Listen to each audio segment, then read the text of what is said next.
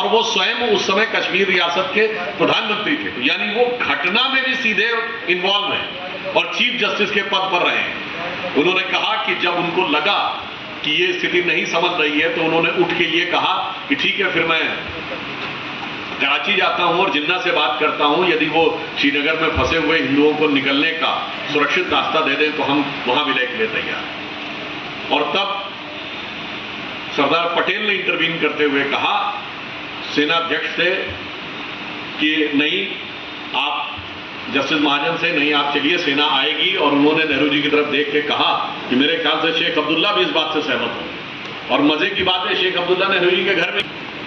और उसके बाद किसी प्रकार से वह कश्मीर का विषय रुका, परंतु यहां पर क्या होगा कि कश्मीर के अटैक को कबायली अटैक क्यों कहा जाता है, जबकि अटैक तो उनकी फौज ने किया था। उसका कारण यह था कि विभाजन की शर्तों में यह शर्त थी कि कोई देश सेना का प्रयोग नहीं करेगा, और वो सीधे सेना का प्रयोग कर रहे थे। उन्होंने शर्त का उल्लंघन कर दिया था। अगर हम सेना का प्रयोग करने के लिए तैयार हो जाते तो वो कहीं टिकते नहीं। सारी ऑर्डिनेंस फैक्ट्रीज हमारे पास थी, मेजॉरिटी आर्म्स एंड एम्युनिशन हमारे पास था। तो उन्होंने अपने बचाव के लिए उसको कबायली अटैक कह दिया। जैसे आज भी काम उन्हीं के लोग करते हैं और वो कहते हैं नॉन स्टेट एक्टर्स आतंकवाद कर रहे हैं। तो आप सोचिए, वो हमारे पास एक बहुत बड़ा मौका था कि हम नैतिक आधार के ऊपर कार्रवाई कर सकते थे सेना के माध्यम से, और वो भी हमने छोड़ दिया। डॉक्टर श्यामा प्रसाद मुखर्जी ने इस प्रकार की नीति को देखा, उन्हें बहुत कष्ट हुआ। और आप ये समझिए कि वो एक दौर था जब इस देश में 2 प्रधानमंत्री होते थे, कश्मीर का अलग झंडा था, और भारत के चुनाव आयोग और सर्वोच्च न्यायालय का भी अधिकार कश्मीर पर लागू नहीं होता था। और इतना मजेदार था, आप सबको ध्यान हो, कश्मीर विधानसभा भंग होने से पहले कश्मीर की विधानसभा कार्यकाल 6 साल का होता था। बाकी सारी विधानसभाओं का कार्यकाल 5 साल और कश्मीर 6 साल क्यों होता था? जानते क्यों था? 1942 में जब नया संविधान संशोधन लागू हुआ, चूंकि धारा 370 के तहत कश्मीर को यह अधिकार था कि भारत की संसद से पारित कोई भी विधेयक या प्रस्ताव तब तक कश्मीर में लागू नहीं होगा जब तक कश्मीर की विधानसभा उसे अंगीकार न कर दे। तो जब इमरजेंसी के दौरान इंदिरा गांधी की सरकार ने लोकसभा और विधानसभाओं का कार्यकाल 1 साल बढ़ाया, 6 साल, खट से उन्होंने उसको स्वीकार कर लिया और कश्मीर की विधानसभा का कार्यकाल 6 साल हो गया। जब मोरारजी की सरकार आई और उसने उसको रिवर्ट किया कि नहीं, जैसे पहले था वैसे ही 5 साल ही होगा, उस बदले हुए संशोधन को स्वीकार नहीं किया, तो कश्मीर की विधानसभा 6 साल की हो गई। दूसरा, आपको एक और मजेदार बात पता है, कश्मीर को भारत के सेक्युलरिज्म का प्रतीक बताया गया, जबकि कश्मीर भारत का एकमात्र राज्य था जो सेक्युलर नहीं था। क्यों? 42वें संविधान संशोधन में संविधान का जो प्रियम्बल, उद्देशिका, जिसे बाबा साहब अंबेडकर ने संविधान की आत्मा कहा था और उन्होंने कहा था इसे कभी नहीं बदला जा सकता, उसमें सेक्युलर सोशलिस्ट शब्द डाला गया। मगर कश्मीर की विधानसभा ने उस सेक्युलर सोशलिस्ट वर्ड को कभी अंगीकार ही नहीं किया। इसलिए मजे की बात यह थी कि भारत के सारे राज्यों में एक ही राज्य था जो संवैधानिक दृष्टि से सेक्युलर नहीं था, मगर राजनीतिक दृष्टि से वही सेक्युलरिज्म का प्रतीक बताया जाता था। आप सोचिए कि किस प्रकार की छल प्रपंच की राजनीति कश्मीर के साथ की जा रही थी। परंतु डॉक्टर मुखर्जी ने जब इसके दूरगामी परिणाम समझ लिए, आप सोचिए कि अगर वहां अलग प्रधानमंत्री होता और सुप्रीम कोर्ट का प्रभाव न लग रहा होता तो आज क्या स्थिति होती। अब डॉक्टर मुखर्जी जब वहां पर गए मई 1953 में,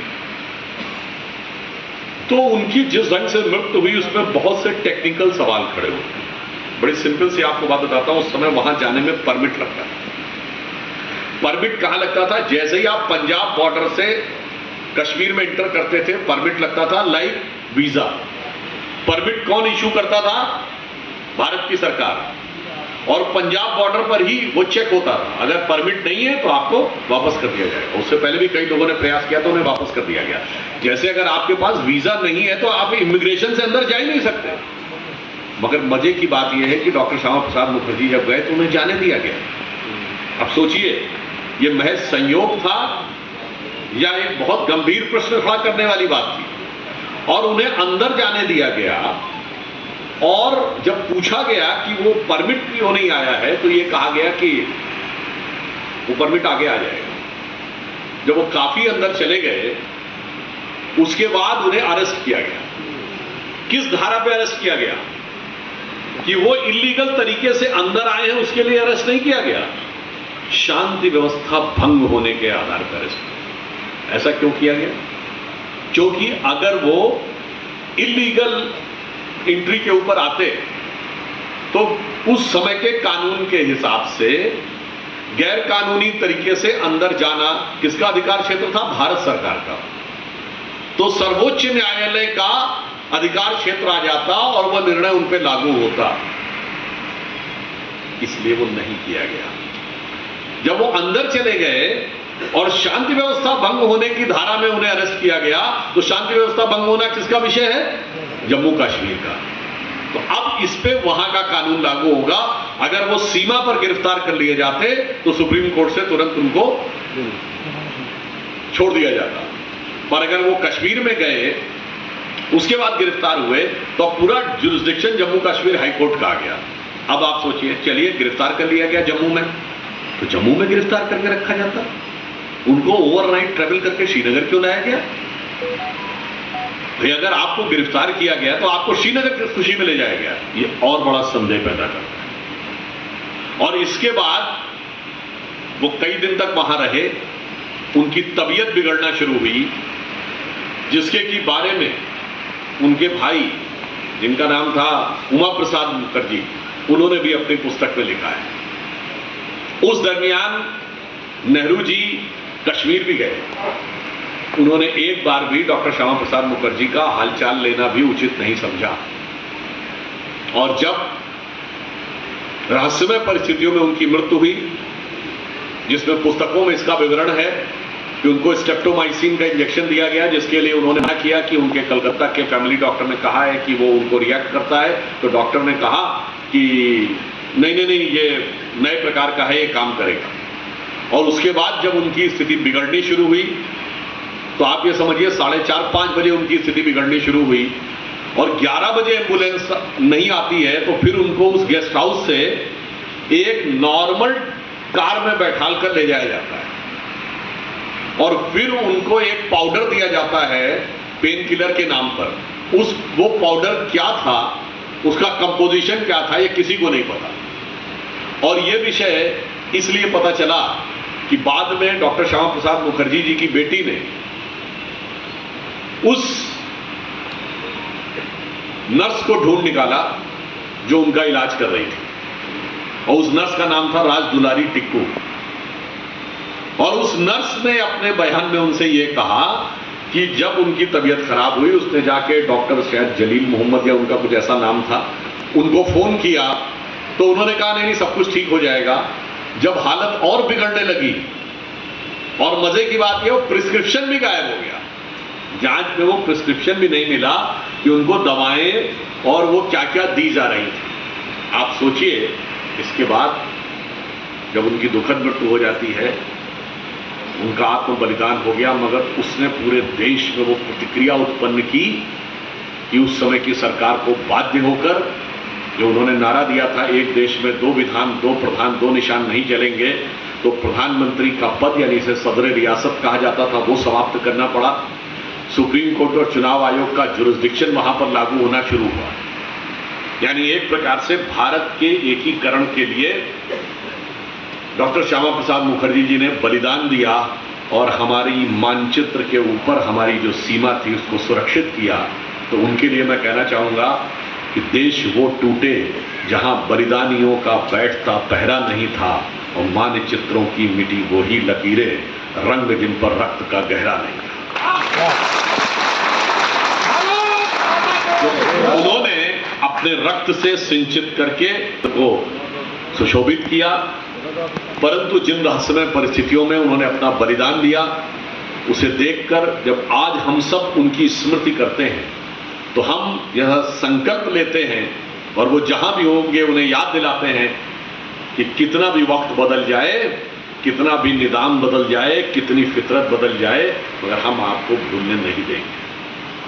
जिसके लिए एक पंक्ति में कहना चाहूंगा उनके लिए समर्पित करके कि तुम गए तब से न सोई एक पल झेलम तुम्हारी, फिर न निकली बाग से हंसते गुलाबों की सवारी। मौत कितने रंग बदले ढंग बदले, जब तलक जिंदा कलम है हम तुम्हें मरने न देंगे, हम तुम्हें मरने न देंगे।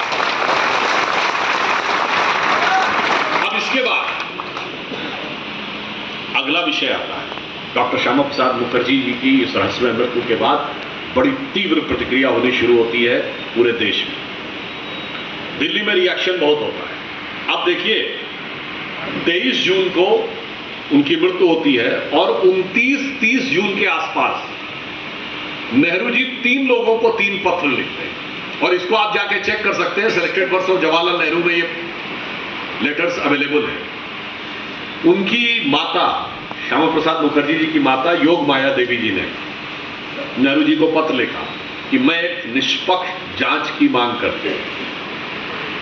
अब नेहरू जी कहते हैं नहीं नहीं, उसके जवाब में वो आपका बेटा बहुत अच्छे ढंग से था, वो तो एक गेस्ट हाउस में रह रहे थे, उनको किसी प्रकार की कोई असुविधा नहीं थी वगैरह वगैरह। अब इसी समय वो शेख अब्दुल्ला को लेटर लिखते हैं कि डॉक्टर मुखर्जी की मृत्यु के बाद बहुत सरचार्ज एटमॉस्फेयर है, दिल्ली में लोगों में बड़ा गुस्सा है और उसमें इस ढंग की बातें लिखी गई हैं कि दिल्ली का जो मध्य वर्गीय हिंदू है वो पूरी तरीके से उस विचार के ग्रिप में आ गया है।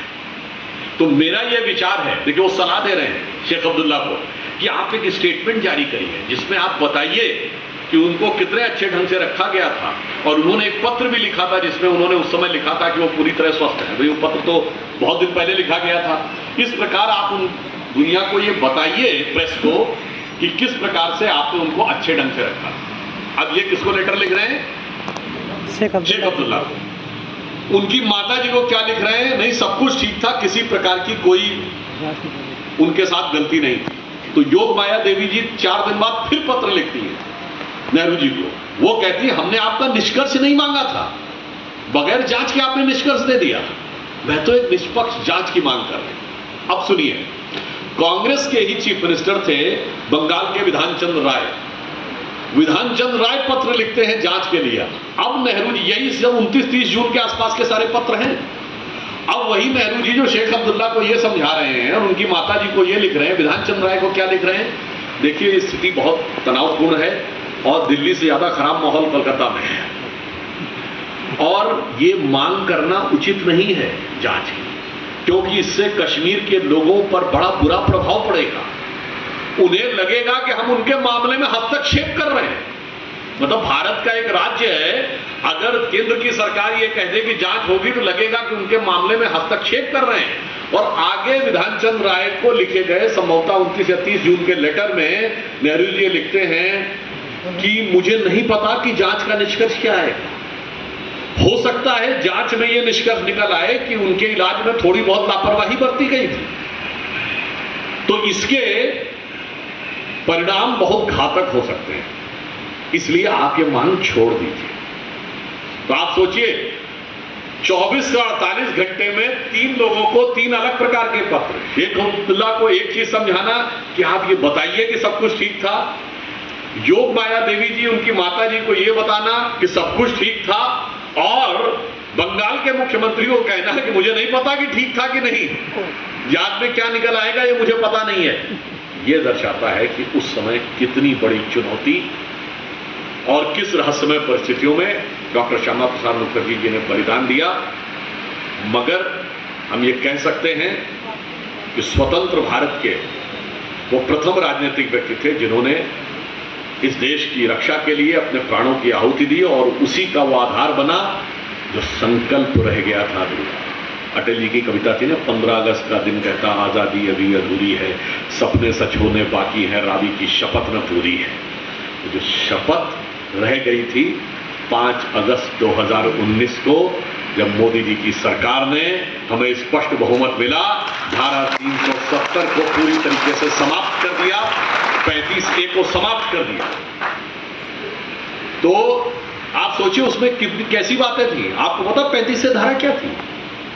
कि अगर वहां की कोई लड़की कश्मीर के बाहर के किसी लड़के से शादी कर ले, वो मुस्लिम भी हो तो भी, यानी ये विशेष ध्यान रखना चाहिए कि भारत के मुसलमान खामखा में उससे अपने को जोड़ने लगते हैं। उन्होंने कहा अगर कश्मीर के बाहर के किसी भी व्यक्ति से वो शादी कर ले तो उसका अपनी संपत्ति पर अधिकार समाप्त हो जाएगा, यानी उसका अपने पिता की संपत्ति पे, जमीन जायदाद पे कोई अधिकार, क्योंकि उनको डर था कि इसके माध्यम से कश्मीर के बाहर के लोगों को उसकी संपत्ति का अधिकार मिलने लगेगा, ऐसी धारा थी। और भारत के इतिहास में बहुत से लोग आज अनुसूचित जाति समाज के स्वयंभू मसीहा बनने का प्रयास करते हैं। भारत में एक ही राज्य ऐसा था जहां वाल्मीकि समाज के साथ इतना बड़ा अन्याय था कि उनके डोमिसाइल सर्टिफिकेट पे लिखा हुआ था कि आपके बच्चे सिर्फ सफाई कर्मचारी ही बन सकते हैं, चाहे वो पीएचडी क्यों न कर लें। और इसका खुलासा तब हुआ जब उनमें से एक की लड़की ने पीएचडी कर लिया और उसने विश्वविद्यालय में प्रोफेसर के रूप में आवेदन दिया, तो उससे कहा गया डोमिसाइल सर्टिफिकेट दिखाओ। और धारा 370 के अनुसार जो प्रावधान पास कर रखा था कश्मीर की विधानसभा ने, उसके अनुसार जो लोग उस समय लाके बसाए गए थे उनको सिर्फ सफाई कर्मचारी की नौकरी मिल सकती थी, यानी जो आपके पिताजी माताजी के पास नौकरी थी सिर्फ वही नौकरी मिल सकती, बाकी कोई नहीं। सोचिए इतना बड़ा भेदभाव कहने वाले लोग जो आज अपने को सबसे बड़े मसीहा बनते, उन्होंने किसी ने शब्द ही नहीं उठाया, किसी ने कोई चू नहीं बोली।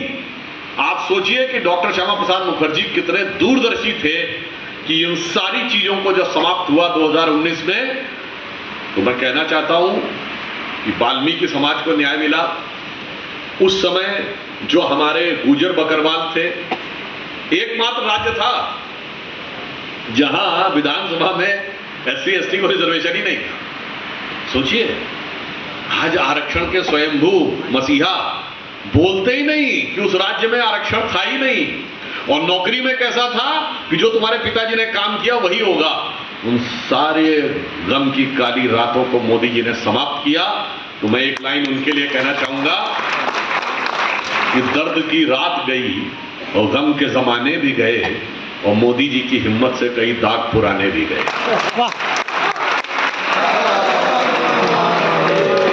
तो आज जब हम इस अवसर पर आकर यह स्मरण करते हैं कितना बदलाव आ गया। उसके बाद सोचिए जब बदलाव आया कहा गया अरे भारत के तिरंगे को कोई कंधा देने वाला नहीं मिलेगा।